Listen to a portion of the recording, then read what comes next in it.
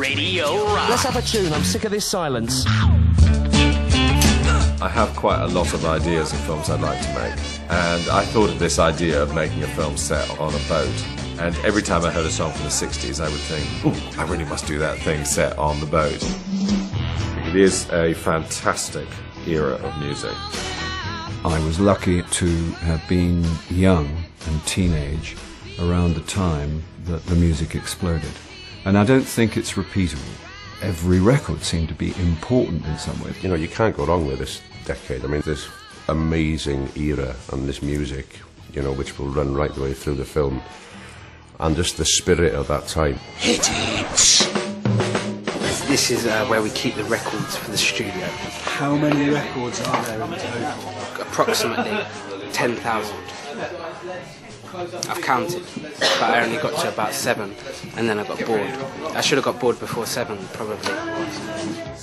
The change in the music was extraordinary, and I don't think you'll ever get that leap again, because you did go from your mum and dad's music on the BBC, which was basically in those days big bands and crooning in sort of crafted ballad form, to Feedback and Jimi Hendrix.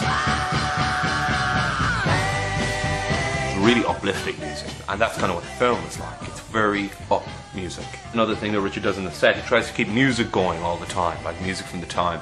So there's time when they're setting up and you're just sitting out on the deck of a boat, careering through the channel, and you know Spencer Davis Group is in the background, and it's just like, this is, you know, we should just do this all the time. Richard is a real connoisseur, and so I kind of felt like pretty much an idiot around him when it came to the music, you know, like the naming of the bands or the titles of the songs. Like, I would always recognize all the things, but I had forgot completely who was singing it, who wrote it. Let's rock!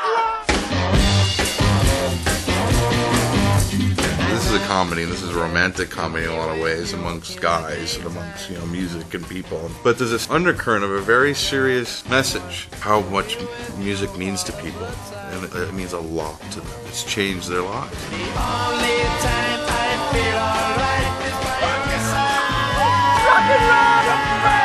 is And fantastically excited to be able to make a movie where you've got an excuse to put music over every single scene and every single moment. All my favourite songs in the world, not just at the moment when the two lovers kiss, but I can put music the whole way through it, from beginning to end.